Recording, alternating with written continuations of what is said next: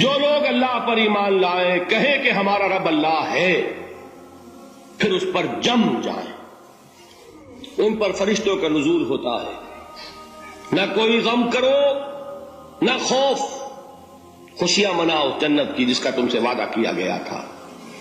اللہ کی ربوبیت پر اطمینان جب انسان کو ہو جاتا، میرا رب اللہ ہے، ربی اللہ، انسان کے لیے نہ کوئی کھٹکا، نہ کوئی خطرہ، نہ کوئی خوف، نہ کوئی حزن۔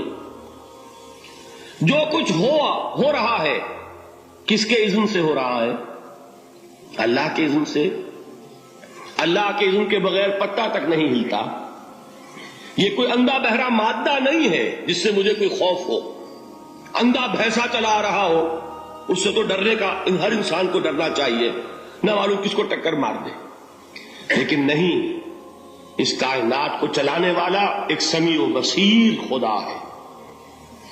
وہ جو میرا دوست ہے، میرا ولی ہے، اللہ ولی الذین آمنوا یخرجہم من الظلمات الی النور، اللہ اہل ایمان کا ولی ہے، ساتھی ہے، پشت پناہ ہے، مددگار ہے، حمایتی ہے۔ بتائیے جسے یقین ہو جائے کہ اللہ میرا مددگار، اللہ میرا محافظ، اللہ میرا پشت پناہ، اللہ میرا حمایتی، اس کے لیے کوئی خوف ہوگا؟ اس سے کوئی ڈر ہوگا؟ میں مثال دیا کرتا ہوں ایک بہت سادہ، پنجاب کے دیہات کی۔ تو بڑا چودھری ہے اور کوئی غریب کسان ہے، اس غریب کسان کے جانوروں کو ہر وقت اندیشہ ہوگا چوری کا، کوئی میری بھینس کھول کر نہ لے جائے، کوئی میرا بیل کھول کر نہ لے جائے۔ لیکن جس کے بارے میں یہ سب کو معلوم ہو کہ وہ جو بڑا چودھری ہے وہ اس کا دوست ہے، اس کی بچیا کو کوئی خوف ہوگا؟ اس کی بھینس پر کوئی ہاتھ ڈالے گا؟ اسے کوئی اندیشہ ہوگا؟ نہیں۔ کیوں؟ کہ وہ بڑا چودھری، بڑا اس کا یہاں کا سردار، جاگیردار، سب کو معلوم ہے وہ میرا دوست ہے، کوئی میرے خلاف اقدام نہیں کر سکتا۔ اس دنیا میں یہ چھوٹی سی بات اگر آپ کے دلی اطمینان اور سکون کا باعث بن سکتی ہے تو ذرا تصور کیجئے۔ میں لفظ تصور استعمال کروں گا صرف اس لیے کہ اس کا ہم جس کو کہتے ہیں ادراک اور شعور کر نہیں سکتے، اگر کے ساتھ کر سکتے۔ اگر یقین ہو کہ اللہ میرا مددگار اور یقین ہو کہ اللہ ہر آن میرے ساتھ ہے، پھر کوئی خوف، کس کا خوف؟ کوئی شے اللہ سے بالا تر ہے؟ کوئی قوت اس سے زیادہ طاقتور ہے؟ کوئی اس کے ارادے کو بدلنے والا ہے؟ کوئی اس کی مشیت کے آڑے آنے والا ہے؟ یہی بات ہے جو حضور نے فرمائی، یہ ایمان کا حاصل ہے لب لباب، کہ دیکھو اچھی طرح اس بات کو ذہن نشین کر لو، اگر تمام انسان مل کر تمہیں کوئی نقصان پہنچانا چاہے نہیں پہنچا سکتے، مگر جو کچھ اللہ نے لکھ دیا ہو، اور تمام انسان مل کر تمہیں کوئی نفع پہنچانا چاہے نہیں پہنچا سکتے، مگر وہ شے جو اللہ نے طے کر دی۔ آپ پھر میں کہوں گا ذرا طاری کیجئے، اسے فرض کیجئے، اسے سوچئے، اگر اس حدیث پر ہمارا دل ٹھکا ہوا ہو تو کسی سے ڈر ہوگا؟ یہ مجھے نقصان نہ پہنچا دے، یہ میری رپورٹ خراب نہ کر دے، یہ میری انکریمنٹ نہ رکوا دے، یہ میرا یہ نہ بگاڑ دے، یہ میرے یہ نقصان نہ پہنچا دے، اس کا ڈر، اس کا ڈر، اس کا خوف، اس کی خوشامد، اس کے لیے جا کر طرح طرح سے اپنی عزت نفس کو ذلیل کروانا اس کے سامنے۔ یہ سب کچھ کیوں کرتا ہے انسان؟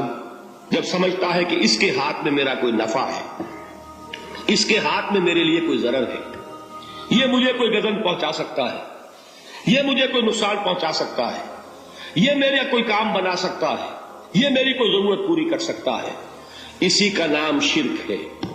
جہاں آپ نے یہ سمجھا کہ غیر اللہ کے اندر کوئی طاقت موجود ہے، وہی شرک ہے۔ بتوں سے تجھ کو امیدیں، خدا سے نومیدی، مجھے بتا تو صحیح اور کافری کیا ہے؟ شرک تو یہ ہے۔ جس پر بھی تمہیں یہ خیال ہے، کلمہ ہے یہ کلمہ سوم، لا حول ولا قوت الا باللہ، ذرا اس پر دل کو کبھی اگر آپ تصور کریں، پھر فرض کریں، دل ٹھک جائے اس پر۔ اس کائنات میں نہ کوئی فاعل حقیقی ہے نہ مؤثر حقیقی ہے سوائے اللہ کے. کسی شے میں کوئی تاثیر نہیں اگر اللہ نہ چاہے.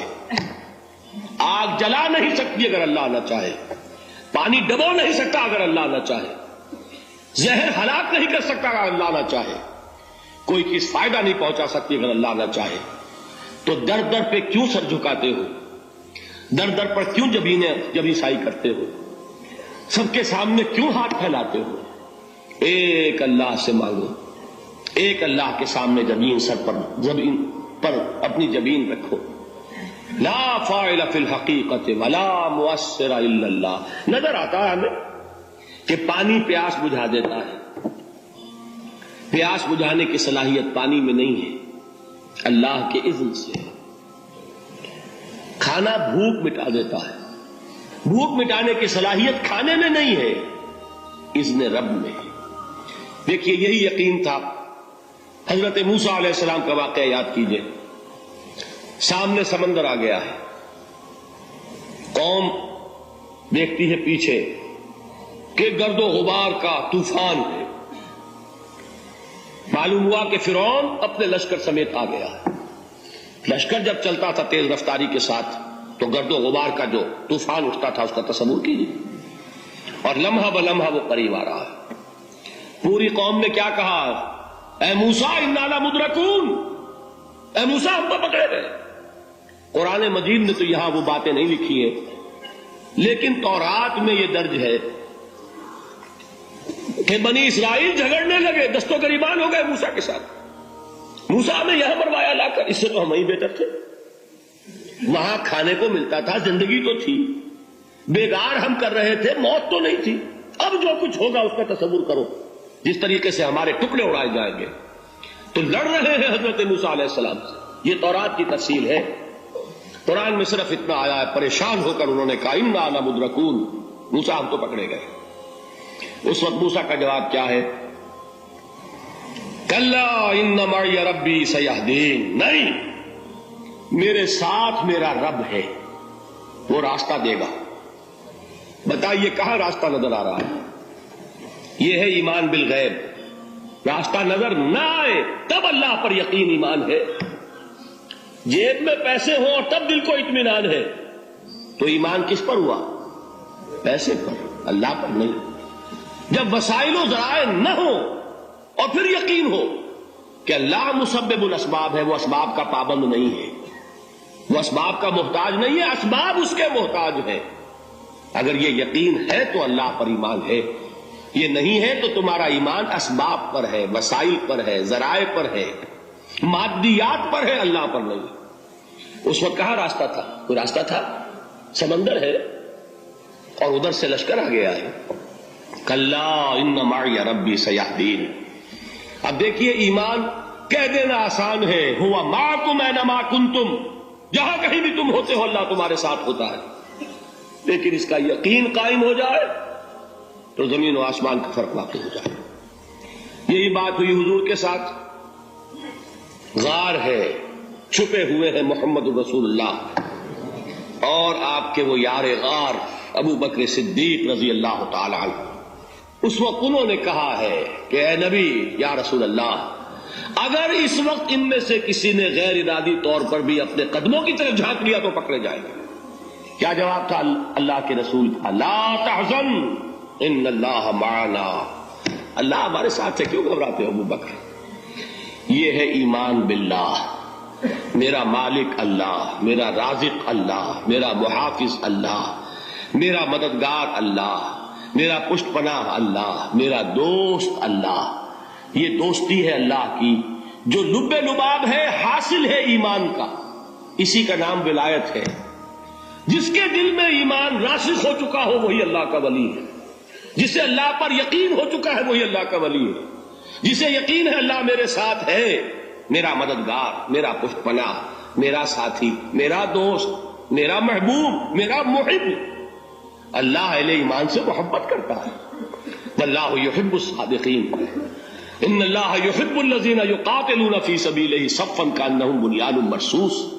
اللہ محبت کرنے والا، اہل ایمان محبوب، اور اہل ایمان محبت کرنے والے اللہ محبوب. والذین آمنوا اشد حبا للہ.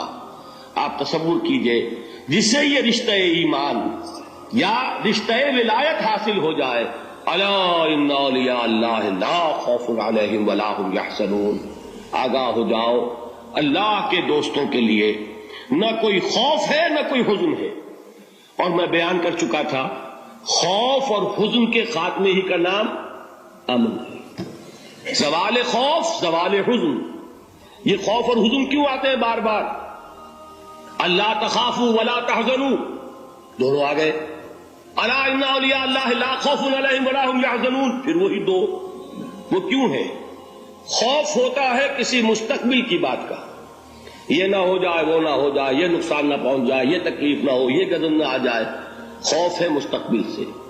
حزن ہے یہ کیوں ہوا، یہ نہیں ہونا چاہیے تھا، یہ میرا فلاں چیز میرے ہاتھ سے جاتی رہی ہے، فلاں موقع نکل گیا، اب بیٹھے ہوئے ہیں اندر ہی اندر کڑ رہے ہیں، صدمہ ہے اور رنج ہے.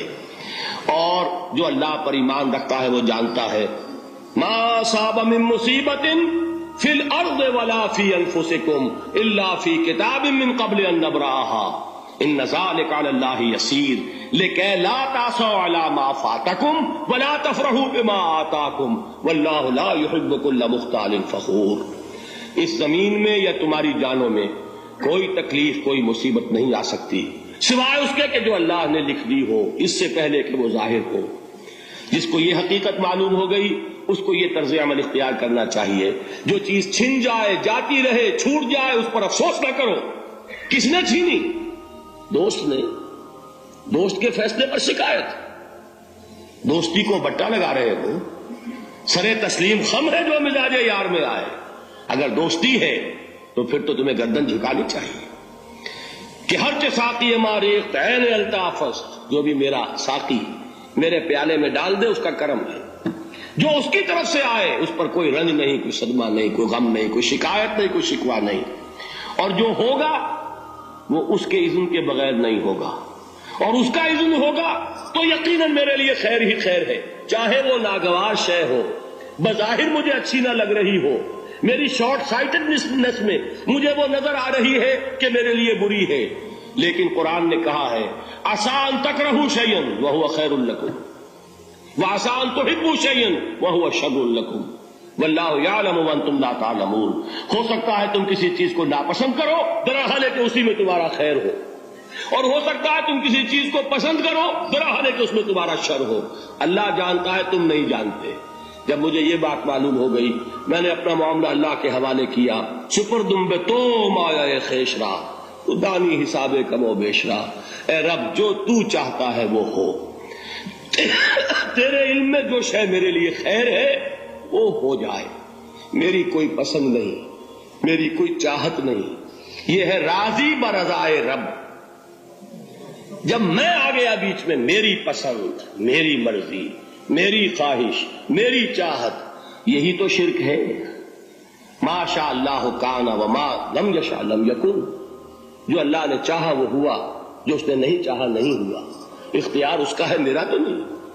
رضائے حق پہ راضی رہے، یہ حرف آرزو کیسا. خدا خالق، خدا مالک، خدا کا حکم، تو کیسا. تو کہاں کا حزن اور کس کا خوف. یہی زوال حزن اور زوال خوف، یہی ہے امن، یہ نتیجہ ہے ایمان کا.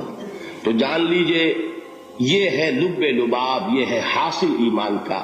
یہ ہے تو ایمان ہے، یہ نہیں ہے تو ایمان نہیں ہے.